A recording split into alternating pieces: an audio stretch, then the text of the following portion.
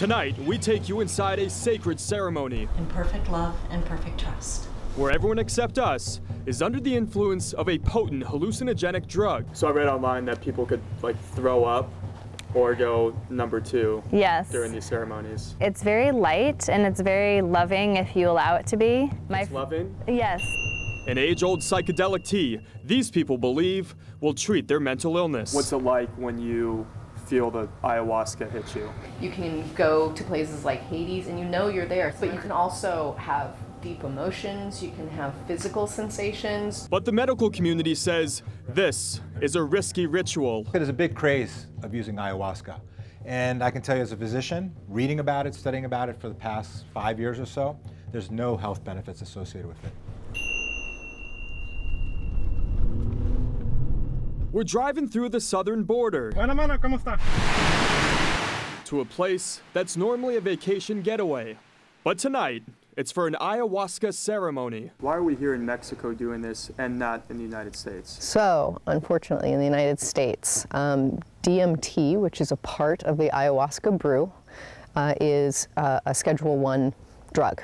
That means it's against the law. Alexis Lopez organizes ayahuasca retreats in Rocky Point through her church in Tucson. She partnered up with Demi, who learned how to lead ceremonies from the Amazon.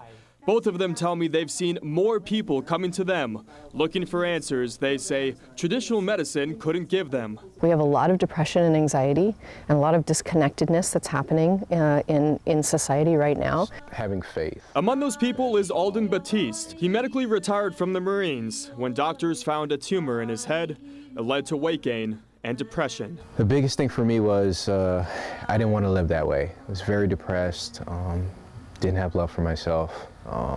And I met someone and they introduced me to this medicine. He's here tonight because he says pills never worked for him. There's never going to be that pill or even that conversation that you can have that's going to just mend the brokenness that's inside. Same story for Molly Latin, who battled a devastating disorder when she was running track in high school. And I struggled with an eating disorder when I was running, just kind of got over-obsessed with the sport, just wanted to be fast and wanted to be carried by the wind, and it got pretty detrimental to my health.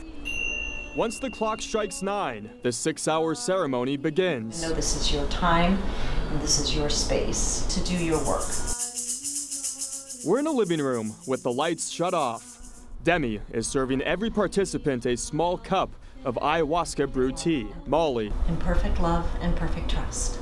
Alden. In perfect love and perfect trust. And 5 others drink the tea and wait for the psychedelic to kick in. It contains a natural toxin that the body tries to reject.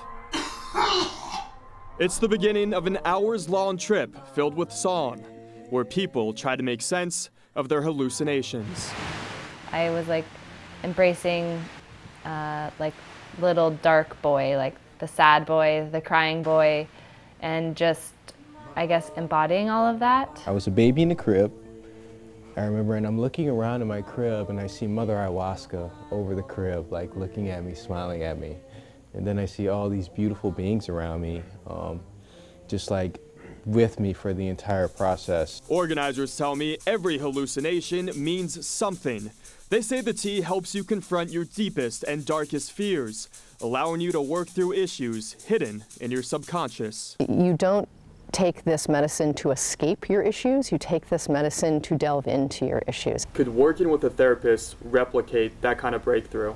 I don't see that being possible personally. These types of ceremonies are growing in popularity and are concerning some doctors in the medical community.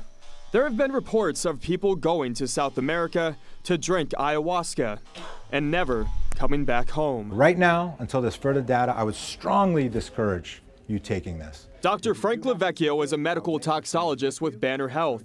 He says drinking ayahuasca tea is dangerous, especially for people on antidepressants. Prozac, Paxil, etc. It mixes together and can cause a life-threatening reaction. The life-threatening reaction is something called serotonin syndrome.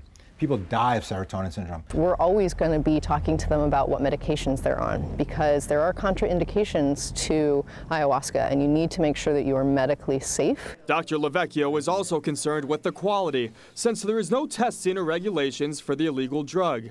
Lopez told me the ayahuasca plant itself is legal in the United States.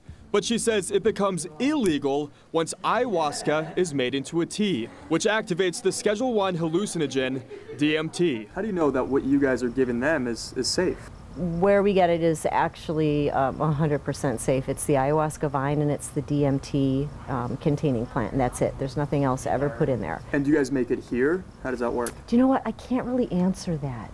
Yeah, I'm going to have to take a pass on that question. To some, it's a trend that won't last. It's also a fad. Okay, I'd be surprised if we're talking about this in a year or two. But these people say it's changed their lives. But you would say it's definitely helped your mental health. Far, far more than I could ever have hoped. You think it's helping? I do. I think it's helping 100%. It's helped me change and see myself and actually love myself, like truly. Alexis says there is one tribe in the United States that is allowed to participate in this ceremony legally because it's a part of their religion. She says the tea isn't a magic pill to fix your problems, and it isn't for everybody. Right now, Johns Hopkins University is studying the effects of psychotherapy using plants, including ayahuasca. We'll have a link on their findings at azfamily.com. In the studio, David Cultibiano for Arizona's Family.